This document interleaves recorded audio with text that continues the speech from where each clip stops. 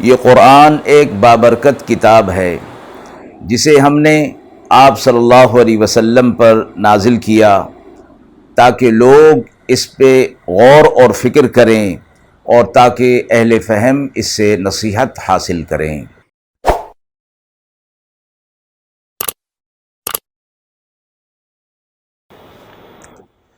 بسم اللہ الرحمن الرحیم۔ السلام علیکم ورحمۃ اللہ وبرکاتہ۔ ناظرین کرام، درس قرآن مجید کے آج کے اس پروگرام میں ہم سورۃ الانعام کی آیت نمبر 56، 57 اور 58 کا ترجمہ اور تفسیر پیش کر رہے ہیں، اور آخر میں پوچھے گئے سوال کا جواب ہوگا۔ اعوذ باللہ من الشیطان الرجیم، بسم اللہ الرحمن الرحیم۔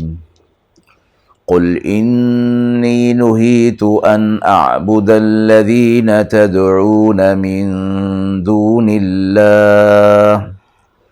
قل لا اتبع اہواءکم قد ضللت اذا وما انا من المہتدین۔ قل انی علی بینۃ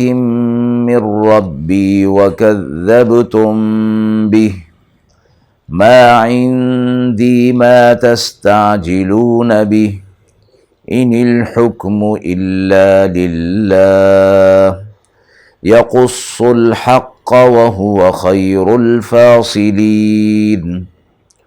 قل لو ان عندی ما تستعجلون به لقضی الامر بینی وبینکم واللہ اعلم بالظالمین۔ آیت مبارکہ کا ترجمہ ملاحظہ فرمائیں۔ آپ فرما دیجئے، مجھے روکا گیا ہے اس سے کہ بندگی کروں ان کی جنہیں تم پکارتے ہو اللہ کو چھوڑ کر۔ آپ فرما دیجئے، میں نہیں چلتا تمہاری خواہشات پر، بے شک میں راستے سے ہٹ جاؤں گا اور ہدایت پانے والوں میں نہ رہوں گا۔ آپ فرما دیجئے کہ مجھے شہادت پہنچی میرے رب کی اور تم نے اسے جھٹلا دیا۔ میرے پاس نہیں ہے جس چیز کی تم جلدی کر رہے ہو، حکم اللہ کے علاوہ کسی کا نہیں۔ اللہ بیان کرتا ہے حق بات اور وہ سب سے اچھا فیصلہ کرنے والا ہے۔ آپ فرما دیجئے، اگر ہوتی میرے پاس وہ چیز جس کی تم جلدی کر رہے ہو تو طے ہو جاتا جھگڑا میرے اور تمہارے درمیان،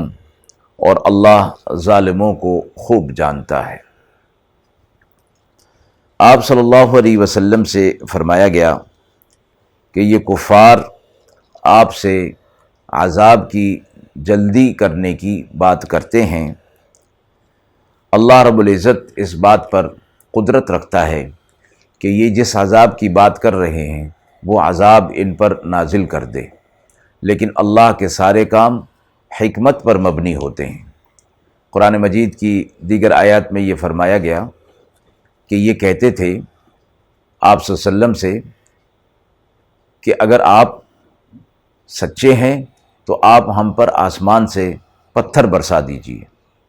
یعنی عذاب کی صورت ہم پر لے آئیے۔ تو ان آیات میں اس بات کا جواب دیا گیا، آپ صلی اللہ علیہ وسلم سے فرمایا گیا کہ تم یہ چاہتے ہو کہ میں اللہ کو چھوڑ کر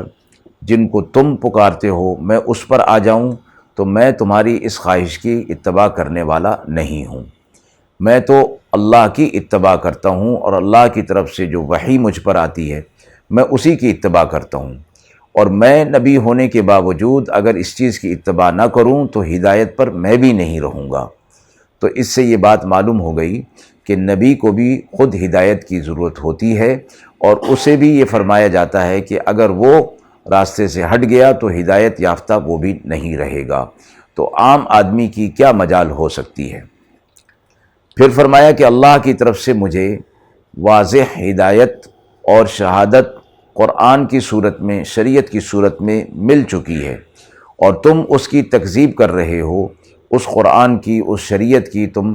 بجائے تصدیق کرنے کے تکذیب تم کر رہے ہو، اور اس سے آگے بڑھ کر تمہاری یہ جرت ہو رہی ہے کہ میں جن عذابات کی بات تم سے کرتا ہوں تم ان عذابات کا مطالبہ کر رہے ہو،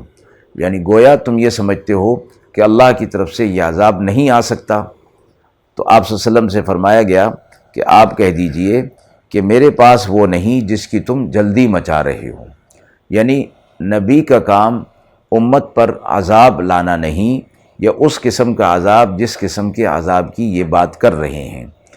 نہ ہی وہ نبی امت پر عذاب کی بد دعا کرتا ہے، بلکہ اللہ رب العزت جو دلوں کا حال جاننے والے ہیں، جب وہ دیکھتے ہیں، اور حکمت پر مبنی ہوتی ہے یہ بات کہ امت کو تباہ کر دیا جائے، نیست و نابود کر دیا جائے، اور کس قسم کا عذاب ان پر نازل کیا جائے، یہ اللہ کی مشیت پر ہی ہوتا ہے، اور کسی نبی کے ہاتھ میں یہ بات نہیں کہ وہ کسی عذاب کو لے آئے۔ اس لیے فرمایا آپ ان سے کہہ دیجئے کہ جس چیز کی تم جلدی کر رہے ہو وہ عذاب میرے پاس نہیں ہے، وہ چیز میرے پاس نہیں ہے۔ حکم اللہ کا ہے، وہ جب چاہے گا۔ مراد یہ ہے کہ جلدی تم یہاں اس دنیا کے اندر چاہتے ہو عذاب آ جائے، ضروری نہیں کہ اس دنیا کے اندر آ جائے، اللہ کا حکم ہوگا تو اس دنیا کے اندر بھی آ سکتا ہے، اور آخرت میں تو لازمی ہے کہ وہ عذاب تمہیں دے گا، اس لیے کہ تم نے قرآن کی اور میری تکذیب کر دی ہے۔ اور اللہ جو بات فرماتا ہے وہ حق کے ساتھ فرماتا ہے، اور پچھلے جو حالات اور واقعات تمہارے سامنے اقوام کے بیان کیے گئے ہیں وہ بھی اسی لیے ہیں کہ تم ان سے سبق حاصل کرو۔ ان پر بھی اللہ کا عذاب آیا تھا، وہ بھی اسی طرح کی بات کرتے تھے، اسی طرح تکذیب کیا کرتے تھے، اور تم بھی انہی کے نقش قدم پر چل رہے ہو، تو اللہ کا فیصلہ زبردست ہوتا ہے اور حق پر مبنی ہوا کرتا ہے۔ اگلی آیت میں یہ فرمایا کہ جس چیز کی تم جلدی کر رہے ہو، یعنی عذاب کی، کہ ہم پر عذاب لایا جائے، اگر یہ عذاب آ جائے تو پھر میرے اور تمہارے درمیان اللہ کی طرف سے فیصلہ ہو جائے گا، یعنی جب عذاب آئے گا، تکذیب تم کر رہے ہو اور کر چکے ہو، تو اب اللہ کا عذاب تمہیں نیست و نابود کر دے گا، فیصلہ ہو جائے گا اور تم باقی نہیں رہو گے۔ اس لیے اس بات کو بھی اپنے لیے اللہ کی طرف سے رحمت سمجھو کہ اللہ تم پر وہ عذاب نہیں لا رہا، باوجود اس کے کہ تم اس کو طلب کر رہے ہو۔ اللہ تم پر وہ عذاب نہیں لا رہا، تم اس کی جلدی نہ کرو، ظالمین میں اپنے آپ کو شمار نہ کرو۔ آیت کے حوالے سے سوال پوچھا گیا ہے کہ کفار کی طرف سے عذاب کی جلدی کرنے کی کیا وجہ تھی؟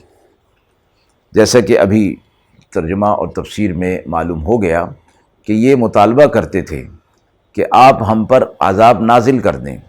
آپ صلی اللہ علیہ وسلم تکذیب کی صورت میں اللہ کے عذاب سے ڈرایا کرتے تھے، اور آخرت کے عذاب سے بھی ڈرایا کرتے تھے، تو اس کے جواب میں ان کی جرت اتنی زیادہ بڑھ چکی تھی، اور یہ آپ صلی اللہ علیہ وسلم سے ان عذابات کا مطالبہ کر دیا کرتے تھے، اور کہتے تھے کہ ہم پر وہ عذاب واقع کر دیجئے جس سے آپ ہمیں ڈراتے ہیں۔ تو اس میں ایک تو ان کی جرت بڑی ہوئی تھی، دوسری بات مفسرین نے یہ فرمائی ہے کہ عذاب کی جلدی اور عذاب کا مطالبہ کرنے کا مقصد ان کا یہ ہوتا تھا کہ آپ صلی اللہ علیہ وسلم کی اس بات کی وہ تکذیب کر رہے ہوتے تھے، جھٹلا رہے ہوتے تھے، اور وہ کہتے تھے کہ جس عذاب کی آپ بات کر رہے ہیں وہ کوئی عذاب نہیں، وہ کوئی ہم پر عذاب آنے والا نہیں ہے،